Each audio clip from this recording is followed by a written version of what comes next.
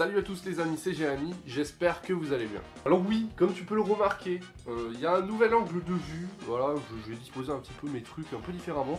Dites-moi si vous préférez celui-là où on voit carrément toute ma mangatech et mes posters directement derrière moi, ou si vous préférez comme avant, encore un peu plus serré, un petit peu cosy. J'attends vos commentaires.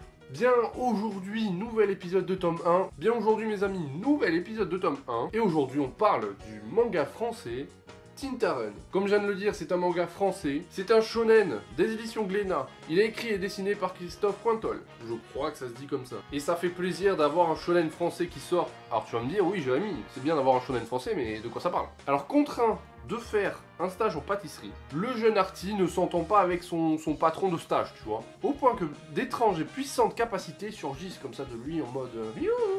Serait-il l'héritier de la tinta? C'est la tinta, la danse où tu fais... C'était une blague trop nulle. Cette énergie magique qui fait toute loi dans le royaume de Finéa, point d'interrogation. Pour percer le secret de ses pouvoirs, et pas le bouton qu'il a sur la gueule, le jeune homme devra s'embarquer dans une course éperdue pour la liberté, en quête des meetings Tinter, mais avant ça, il va devoir esquiver sa mère. Bien, maintenant que j'ai fait le petit résumé des familles, qu'est-ce que j'en ai pensé de ce tome 1 de Tintaren, ou Tintaren, comme j'aime bien l'appeler? Eh bien écoutez, mon coup de cœur 2018 est ici. C'est un truc de ouf, Tintaren. Il y a plein de choses qui m'ont fait kiffer ce manga. Alors déjà, si l'auteur de Tintaren voit cette vidéo, frère, t'as fait du super boulot. Il a réussi à mélanger les codes du shonen avec la culture française et c'est juste un truc de ouf. J'ai surkiffé. Donc on a tous les codes du shonen, le héros qui a des pouvoirs mystiques super forts, tu vois, qui ne peut pas les contrôler, blablabla. Blablabla. On a aussi tout ce qui est, j'ai envie de dire, caricature de la campagne française, quand les gens ils parlent « Oh bah Dieu, oh bah Dieu, oh mais c'est un bon bestiau celui-là !» Alors c'est pas de la caricature méchante, c'est de la caricature bien faite, bienfaisance, oui tout à fait.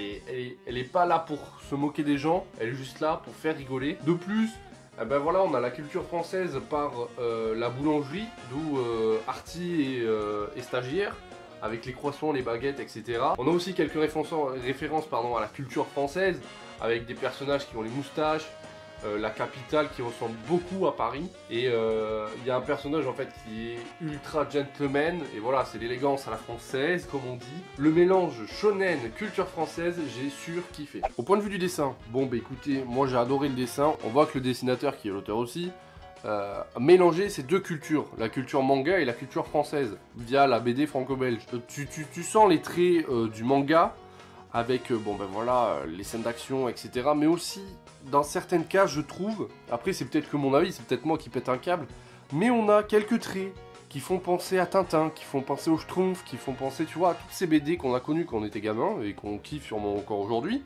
Et c'est super bien. Le seul défaut que j'aurais à dire sur ce manga, c'est que le sens de lecture est dans le sens lecture français, et pas dans le sens lecture japonais. Alors ça doit pas être la faute de l'auteur, ça doit être la faute de l'éditeur qui a dû penser que, voilà, par rapport à l'édition, c'était mieux de faire comme ça, en sachant que d'autres mangas français comme Dreamland ou Radiant sont édités en version japonaise. Est-ce que c'est un défaut? Non, c'est juste un détail comme ça, mais voilà, c'est rien de grave. Donc voilà, pour vous dire, si vous avez des doutes sur Tintaren, allez-y, foncez, parce que c'est un truc de ouf. Et donc, monsieur Christophe, si tu vois cette vidéo, tu as fait du très très bon travail, bravo à toi. J'ai surkiffé ce tome 1, il me tarde d'avoir le tome 2, j'espère qu'il sort bientôt. Parce que voilà, j'ai vraiment envie d'avoir la suite de Tintaren. Oui, j'aime bien dire Tintaren. Et bien voilà les amis, cette vidéo est terminée, merci de l'avoir regardée. Si vous avez kiffé comme d'habitude, le pouce bleu, n'hésitez pas à réagir dans les commentaires. N'oubliez pas les réseaux sociaux, les liens sont dans la description. On s'abonne, c'est la base de YouTube. Et moi je vous dis à très bientôt pour de prochaines vidéos. Ciao les amis.